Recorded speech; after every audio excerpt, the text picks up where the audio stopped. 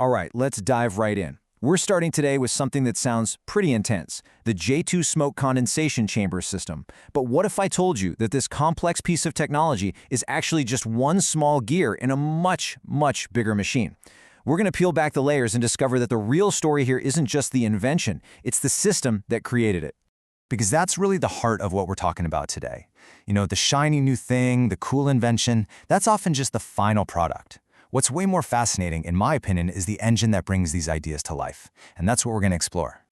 So let's think of the J2 SCCS not as our main focus, but as our way in.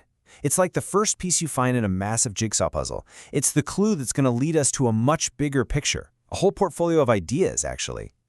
So what is this thing really? Well, according to the source material, it's just one part of a whole collection of patent-eligible assets. And you got to pay attention to that phrase, key betterment points.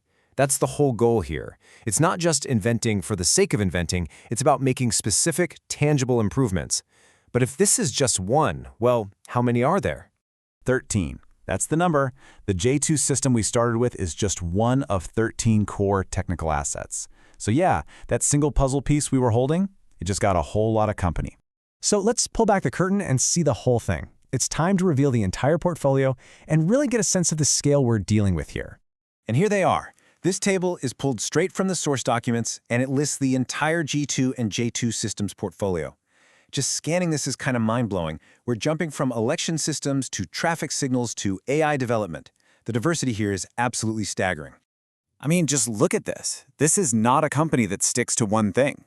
You've got a voter-auditable election system, then containerized data centers, then an autonomous driving platform, and of course, the smoke condensation system we started with. We're talking completely different industries. So the big question is, what on earth connects all of them?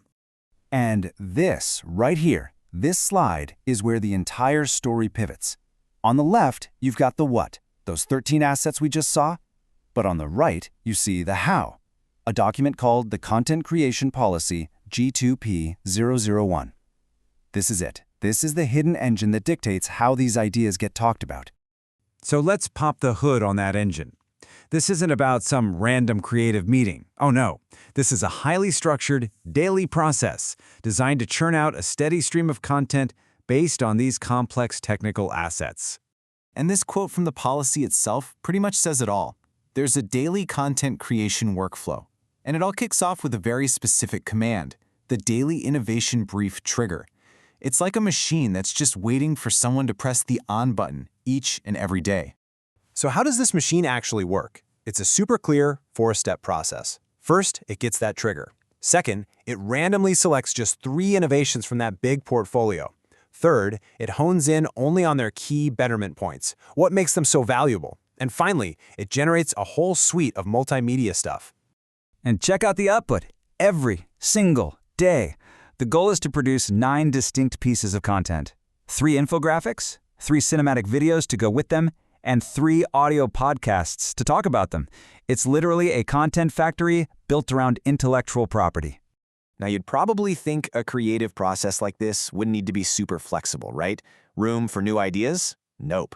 It is the exact opposite. This system runs on a set of incredibly strict rules and constraints. It is a blueprint, not a suggestion box.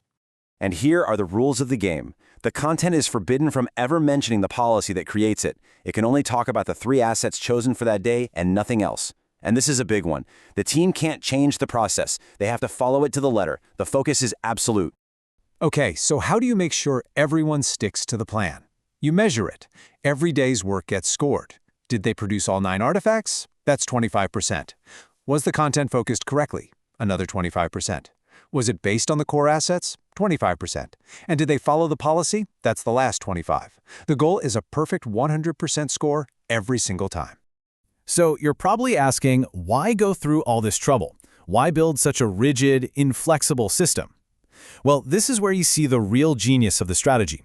This is about way more than just making some videos. It's about turning raw IP into a powerful, coherent communication strategy. So what's the payoff here? It's not just about making content. It's about manufacturing consistency. The system guarantees that every single communication is laser-focused on value, those key betterment points, all while building a massive, diverse library of content. It basically replaces the chaos of creative marketing with the discipline of an assembly line.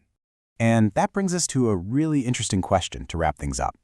We usually think that creativity needs total freedom to thrive. But this entire system we've just looked at is built on the exact opposite. It's built on incredibly strict constraints. So which is it? Is a rigid process like this the enemy of creativity? Or could it actually be its greatest ally? Something to think about.